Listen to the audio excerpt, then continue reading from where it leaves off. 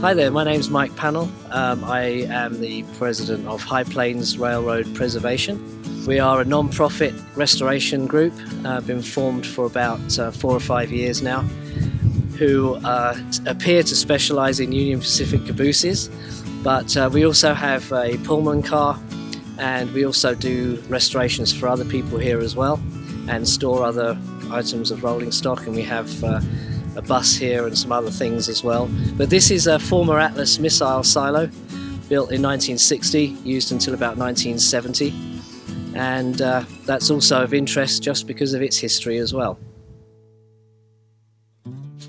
So we're standing inside Denver, Texas and Fort Worth Pullman Car 45. It was built in 1887. It was ordered by Grenville Dodge himself after he built the Denver, Texas and Fort Worth Railroad, which was the last railroad that he built. It entered service in March of 1888, and we have an account of the first service train, the introductory train that it was in between Fort Worth and Denver, which ran late due to snow and other things and arrived in Denver at 2 a.m. instead of 4 p.m. in the afternoon or something. It was built by Pullman. It cost $6,000 in 1887. It's an expensive car. It was a first-class car. It's cherry wood interior with silver leaf ceilings, and we acquired this car in November of 2008. It was used as a house in Cheyenne for 54 years. CNS eventually bought the car in 1899, and it became CNS 57 and then CNS 513 in 1906, and finally became a bunk car and a work car in about 1920, we believe, and eventually made its way to Cheyenne as employees' housing in 1947. So we've been restoring this since 2008. It's a labour of love. It takes absolutely forever to do the restoration. There's about 14 layers of paint over all of the wood and everything else, but the results will be spectacular, and it will be the only Denver, Texas and Fort Worth car in existence, and one of the only planned 320 Pullman cars in existence as well. So well worth looking after and trying to save. So this is our original passenger car stove. The car didn't have a stove when we got it, but a gentleman in Kansas contacted me and actually donated this stove to us. These are very, very rare, and we're really happy to have at least one example of the correct stove to go in the car. And it's an example of really of the things that people donate that suddenly, crop up without notice, that help us complete the entire car. So we have several different types of glass in the clear story roof on this car. The original glass is a frosted glass, but there are several different patterns of Pullman glass that are in here as replacements. These windows would get broken very easily. The conductor was the one that would open these to allow ventilation into the car. So he would come through as the car was running and open and close these as per necessary. And so because of that they would get broken quite easily. But what we're trying to do is collect as many different types of glass as we can find to replace some of the ones where the glass is missing, so that we actually have an exhibition of railroad car glass as well, because people really like the glass. It's something that's a feature, so that's our intention with that. The seats here are called walkover seats, and they're the standard passenger car seat for many years. These date from about 1900, but we do have 8 that date from a much earlier period. But they are what every passenger car in the US basically had, and at the end of each journey the conductor would come through and then switch the way the seat faced, ready for the journey back. So I can illustrate just for an example. Push over and face the opposite direction, as easy as that. And that's what they were there for, and they were called walkover seats for that reason.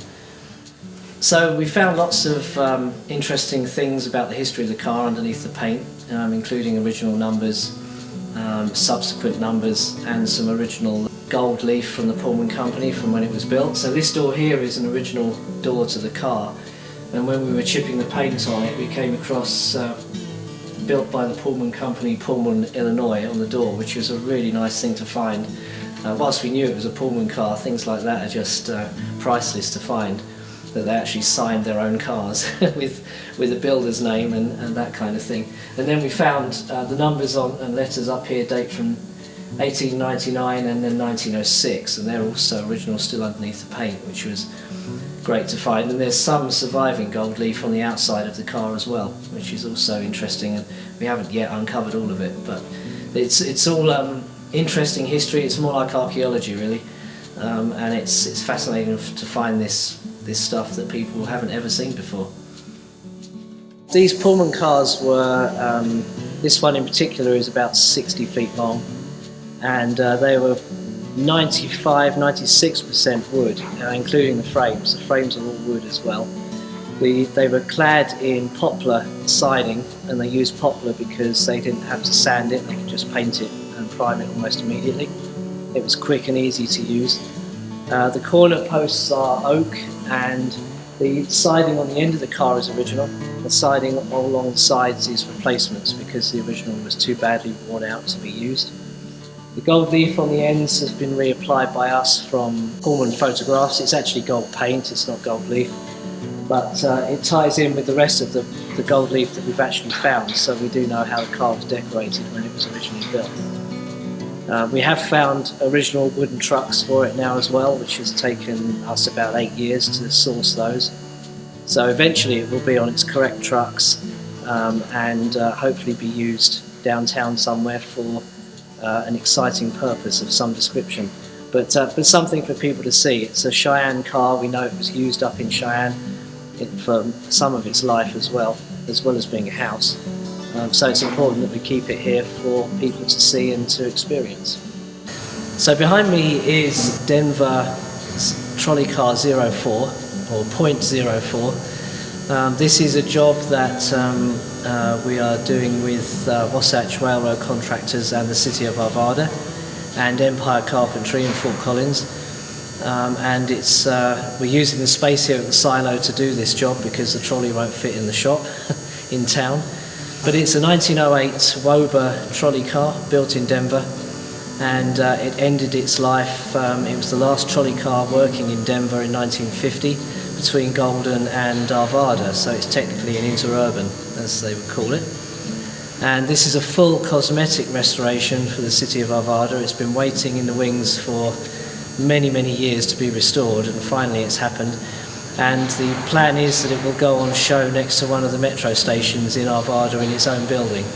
So it's a really exciting project for us because it's something different, but it's a similar era to the Pullman car, and we're excited to be working with Arvada in getting this project completed and finished and on display where it should be. So behind me is a 1954 Bristol low-decker, double-decker bus. It was imported into the United States in 1976 for the bicentennial celebrations via Virginia, and then it came to Denver. It was used in Denver for a number of years and was a ticket office on 16th Street in Denver by the clock tower for a few years as well, and found its way up here via RTD in Denver, and we're currently converting it and putting a Cummins engine in so that we can use it and have some fun with that and promote the restoration business as well and the non-profit. So that's one of our many arms, if you like, to the non-profit. So behind me is a 1923 Union Pacific CA1 caboose. This illustrates the last wooden cabooses that Union Pacific ever used. It has a partial steel frame and a wooden body, and was used up until about 1960, 65, something like that. Its number is 3171, and we found this one in Boulder, and it was donated by the Boulder County Railroad Historical Society to us when they had to leave their premises. So it's a long-term project, as with all of our projects, something that we had to have just to save from being destroyed, basically. So behind me are two more Union Pacific cabooses that we got last year. These came from Hyle Valley Ranch in between Boulder and Lyons, and this was a project in conjunction with Boulder County Open Space. They were removing railroad cars from the ranch. They were turning the land into public open space. And the amazing thing was that when I contacted them about the Cabooses, we found that they had 3 Cabooses at the ranch, all from different decades. So behind me we have an 1891 Caboose. Then next to that is an 1880 Union Pacific Caboose, which is the oldest UP Caboose in existence anywhere.